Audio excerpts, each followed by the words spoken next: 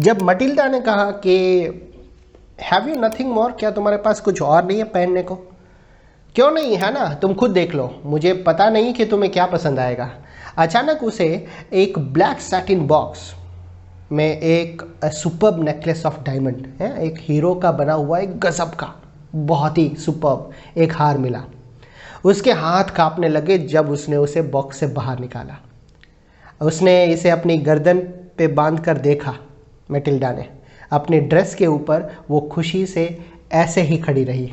फिर उसने पूछा, थोड़ी झिझकती हुई है, could you land me this, क्या तुम मुझे ये उधार दे सकती हो? ओनली दिस, सिर्फ यही चाहिए और कुछ नहीं चाहिए, सिर्फ यही। अरे हाँ बिल्कुल, ले जाओ। वो अपनी फ्रेंड के गले लग गई और उसे खुशी से बाहों में भर लिया। फिर अपना ट्रेजर यानी कि वो खजाना लेकर वहाँ से चली गई। बॉल पार्टी का दिन आ गया। मिसेस लॉइजल बड़ी खुश हो रही थी, बहुत ही मतलब सफल रही। वो उन सभी से ज़्यादा सुंदर, ब्यूटीफुल, प्रिटी लग रही थी। एलिगेंट, ग्रेशियस, स्माइलिंग, हाँ, और फुल ऑफ जॉय। सभी मैन यानी कि सभी जो मैन थे उसकी नज़र सिर्फ मटिल्डा की तरफ थी। वो उसका नाम पूछते और उससे इंट्रोडक्शन करवाए जाने की इच्छा रखते थे। वो एंथुसियाज्म, वो बिल्कुल मतलब मदहोश नाचती रही।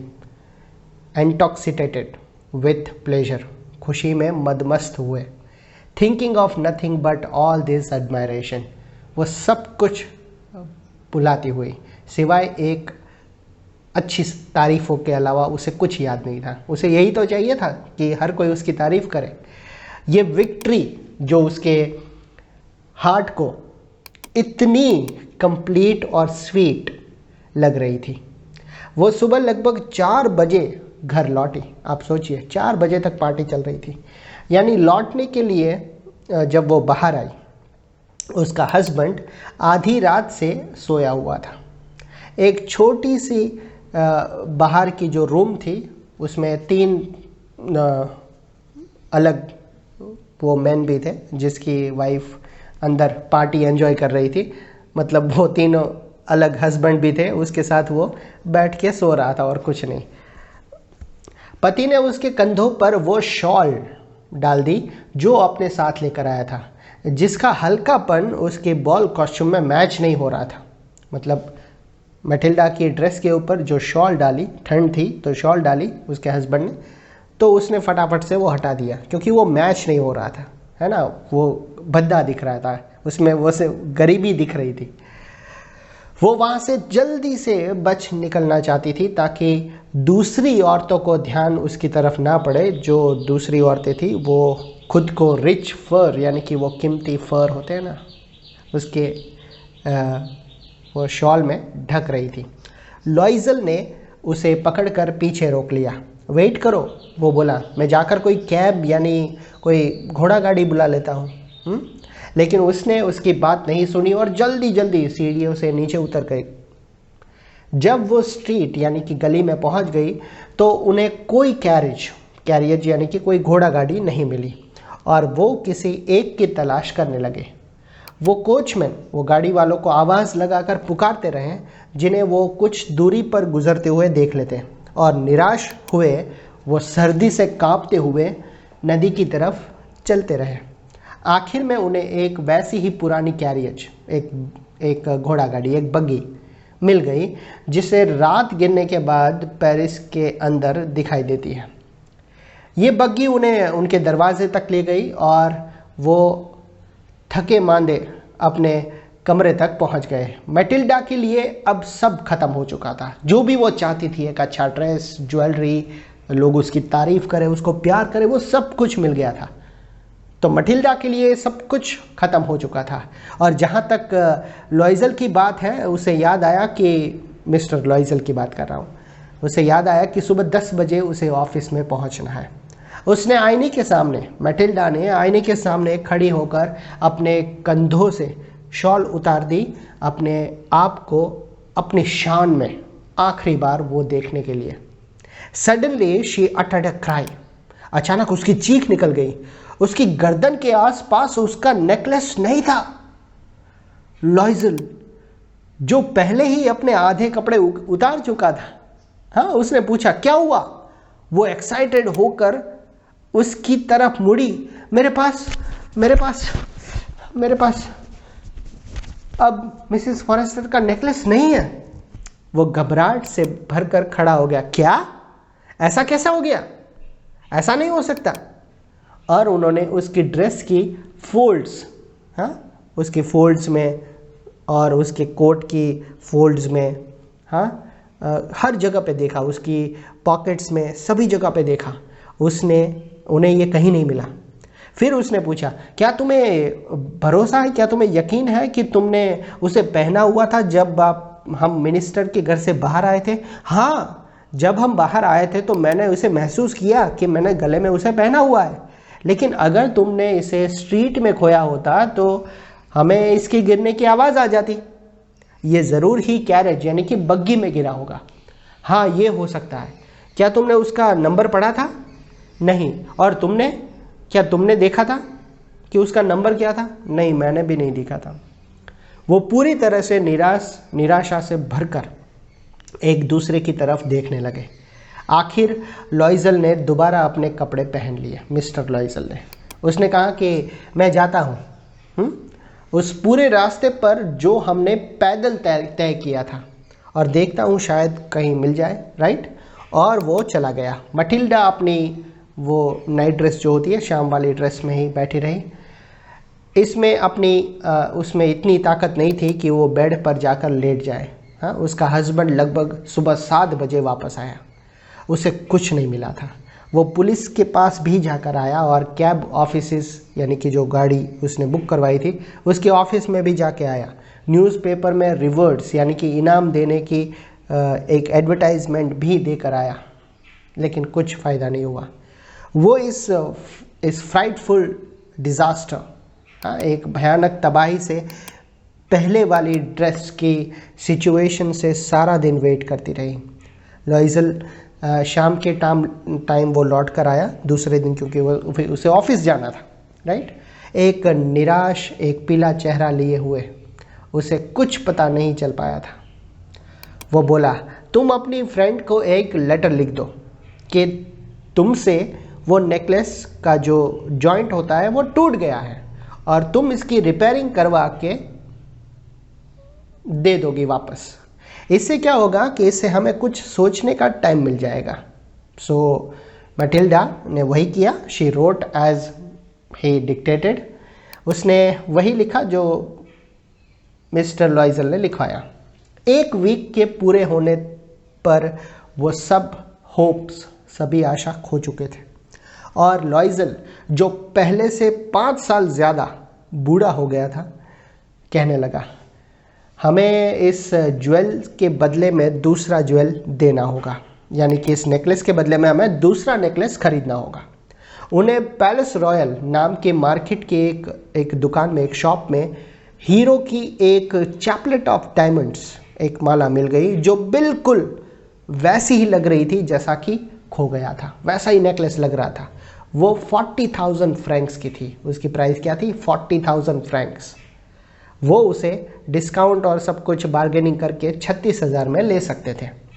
लॉइजल के पास 18,000 फ्रैंक्स थे जो उसके फादर उसके लिए छोड़ के गए थे। बाकी पैसे उसने उधार ले लिए।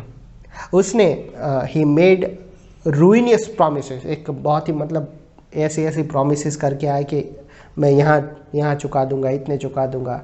एंड द यूजुरर्स, है ना, जो जिसे हम कहते हैं ना ब्याजखोर, हाँ, एंड लैंडर्स, उधार देने वाले, कि पूरी जाति से, पूरे मतलब जितने भी थे सबसे उधार ले लिया था। फिर वो नया नेकलेस लेने के लिए पहुंच गया। मर्चेंट के काउंटर पर उसने 36,000 फ्रैंक रखते हुए जब मिसेस लॉइजल मिसेस फॉरेस्टर के पास नेकलेस वापस लेकर गई तो उसने फ्रिजिड टोन, है, बहुत ही ख़राब टोन से रूडली कहा, तुम्हें ये जल्दी लौटा देना चाहिए था क्योंकि मुझे शायद इसकी ज़रूरत पड़ सकती थी मटिल्डा। अच्छा, कोई बात नहीं, रख दो। मिसेस फॉरेस्टर ने एक ज्वेल बॉक्स को खोल कर भी नहीं देखा, जिस बात का मिसेस लॉइजल को बहुत डर लगा हुआ था कि शायद वो पकड़ ना ले कि ये नेकलेस तो मेरा नहीं है ना। चलो अच्छा हुआ कि उसने देखा नहीं। अगर वो इस सब्स्टिट्यूशन यानी कि इस अदला बदली को जान लेती तो वो क्या सोचती, वो क्या कहती? क्या वो उसे चोर समझ लेती? मिसिस लॉइजल को अब हॉरिबल लाइफ ऑफ नेसेसिटी, गरीबी के एक भयानक लाइफ का पता चल गया था। फिर भी उसने अपनी लाइफ कंप्लीटली और हीरोइकली निभाई। उस फ्राइटफुल डेप्ट, एक भयानक लोन को चुकता करना ही था। वो उसे ज़रूर चुकता करेगी। They sent away the made, उन्होंने अपने जितने भी नौकर्स थे उनको छुट्टी दे दी। उन्होंने अपनी नौकरानियों को मना कर दिया। उन्होंने अपना मकान बदल दिया, जो बड़ा सा था एक छोटा सा घर ले लिया। उन्होंने एक एटिक में बने कुछ रूम्स, कमरे रेंट पे ले लिए। उसने ऑडियस वर्क ऑफ किचन, रसोई के कुछ कामों को करना सीख लिया। वो बर्तन मांजती थी। वो गंदी चादर अपने कपड़ों और बर्तन साफ करने वाले कपड़ों को धोती, जिन्हें फिर वो एक रस्सी के ऊपर डालकर सुखाती। वो हर सुबह कचरा लेकर नीचे गली में जाती और ताज़ा पानी लेकर ऊपर आती। सीढ़ियों के हर एक मोड़ पर सांस लेने के लिए वो रुकते हुए और साधारण लोगों की औरतों के जैसे कपड़े पहने हुए। आप सोचो कैसी लाइफ थी उसकी और सडनली कैसा हो गया। वो ग्रॉशर्स, बूचर्स, ग्रॉशर्स यानी कि जो किराने वाले, बूचर्स यानी कि जो कसाई होते हैं जो मीट बेचते हैं, फ्रूटरर्स जो फल बेचने की दुकान पर वो जाती और अपनी आर्म्स, अपनी बाह पर बास्केट लटकाते हुए खरीदारी करती। हैगलिंग यानी कि वो बार्गेनिंग, सौदेबाजी करती कि इतना कम कर दो, इतना कम कर दो। जैसे ही पैसे बचते वैसे कुछ अपने थोड़े पैसों की एक एक पाई को बचाया करती। उसका पति शाम के टाइम ओवर टाइम किया करता, कुछ मर्चेंट्स यानी कि व्यापारियों का हिसाब किताब को ठीक करता और रात को देर तक पहले 5 पैसों के हिसाब से कॉपीज़ तैयार किया करता। और ऐसी लाइफ उन्होंने 10 साल तक बिताई। ऐसा 10 सालों तक चलता रहा। 10 सालों के एंड में वो हर एक पैसा चुकता कर चुके थे। वो लोन उन्होंने पे कर दी जितना भी उन पे उधार था। मिसेस लॉइजल अब बूढ़ी दिखाई दे रही थी। वो गरीबी के मारे घरों में, और घरों की जो औरतें होती है ना, जो हार्ड जैसे दिखती है, कोई ब्यूटी नहीं कुछ नहीं, ऐसी बन गई थी जैसे स्ट्रॉन्ग, हार्ड, क्रूड, राइट, सख्त दिखती है ना वैसे। उसके बाल गंदे, कमीज़ें बेढंगी और हाथ लाल लाल रहते थे। वो बहुत ऊंची आवाज़ में बोला करती थी और बड़ी बड़ी बाल्टियों में पानी को भरकर वो फर्श धोया करती थी। लेकिन कई बार जब उसका पति, उसका हस्बैंड ऑफिस गया होता तो वो खिड़की के सामने बैठकर ये सोचा करती थी बहुत टाइम तक, पहले की उस शाम की पार्टी के बारे में सोचा करती, उस बॉल पार्टी के बारे में जहाँ वो इतनी सुंदर लग रही थी, जहाँ उसका इतना सम्मान हुआ था, लोग इतना प्यार करते थे, इतनी तारीफ करते थे। ये सब कुछ वो सोचा करती थी। क्या हुआ होता अगर उससे वो नेकलेस ना खोया होता? कौन जान सकता है। लाइफ कितनी मतलब अजीब है ना, और ये चेंजेस आते रहते हैं।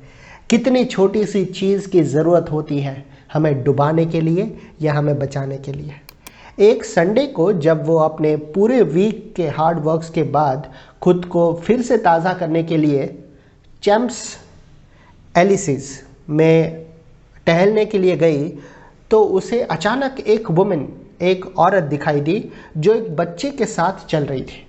वो मिसेस फॉरेस्टर थी जिसके पास से मैटिल्डा लॉइजल ने वो नेकलेस उधार लिया था। अब भी वो जवान लग रही थी, अब भी सुंदर और अब भी उतनी ही अट्रैक्टिव। मिसेस लॉइजल भावुक हो गई, इमोशनल हो गई। क्या उसे जाकर उसके साथ बात करनी चाहिए? हाँ, ज़रूर करनी चाहिए। अब जबकि वो पेड कर चुकी है, सारे पैसे तो उसने चुका दिए, वो ज़रूर ही उसे इस सब के बारे में बताएगी। क्यों ना बताए, बताना ही चाहिए। वो उसके पास गई और कहा, गुड मॉर्निंग जेनी। उसकी फ्रेंड ने उसे पहचाना नहीं और उस साधारण औरत के द्वारा क्योंकि मटिल्डा ऐसी खूबसूरत नहीं, मतलब बदल गई थी पूरी। बहुत फेमिलियर ढंग से एड्रेस किए जाने पर मिसेस फॉरेस्टर हैरान रह गई। वो हकलाते हुए बोली, लेकिन मैडम मुझे पता नहीं है, आपको ज़रूर ही गलत फहमी हुई है। नहीं, मैं मटिल्डा लॉइजल हूँ। उसकी फ्रेंड सरप्राइज शॉक हो गई, हाँ, और चीख पड़ी, हाँ मेरी बेचारी मटिल्डा, तुम कितनी बदल गई हो। हाँ, मुझे कुछ हार्ड डेज, है ना, कठिन दिनों बिताने पड़े हैं जब से मैं तुम्हें मिली थी। बहुत ही दुख भरे दिन, कुछ दिन, और सब तुम्हारी वजह से। तो मिसेस फॉरेस्टर ने कहा, मेरी वजह से? ऐसा कैसे? क्या तुम्हें वो डायमंड नेकलेस याद है जो तुमने मुझे मिनिस्टर की बॉल पार्टी में पहनने के लिए उधार दिया था? हाँ, बहुत अच्छी तरह से याद है। तो फिर तुम्हें वो हार, मैं तुम्हें बता देती हूँ कि तो फिर वो हार मुझसे खो गया था। ऐसा कैसे हो सकता है? क्योंकि तुमने तो वो मुझे वापस लौटा दिया है ना। हाँ, मैंने तुम्हें एक दूसरा नेकलेस वापस कर दिया है जो बिल्कुल उसके जैसा ही लग रहा था, और उसकी कीमत चुकाने में हमें 10 साल लग गए। तुम समझ सकती हो कि ये हमारे लिए बिल्कुल आसान नहीं था, हम जिनके पास कुछ भी नहीं था, बट ये सब खत्म हो चुका है, डोंट वरी, और मैं अब खुश हूँ। मिसेस फॉरेस्टर हैरान रह गई और बोली, तुम कहती हो कि तुमने मेरा हार लौटाने के लिए हीरो का एक हार खरीदा था? हाँ, तब तुमने इसे ध्यान से देखा नहीं था। ध्यान से नहीं देखा था। वो बिल्कुल एक जैसे थे, और वो सिंपल और प्राउडली मुस्कुराने लगी। मिसेस फॉरेस्टर इमोशनल हो गई और उसने उसके दोनों हाथों से मटिल्डा के दोनों हाथ अपने हाथों में लिए और कहा, ओ माय पुअर मटिल्डा, मेरी बेचारी मटिल्डा, माइन वर फॉल्स। अरे मेरे हीरे तो नकली थे। They were not worth over 500 francs. उसकी कीमत 500 फ्रैंक से भी ज़्यादा नहीं थी। हाँ right. So student, moral of the story, जितनी चद्दर हो उतने ही पैर फैलाने चाहिए, वरना ऐसा कुछ हो सकता है। राइट। सो स्टूडेंट, ये था आपका chapter the necklace. I hope आपको पसंद आया होगा। Thank you so much.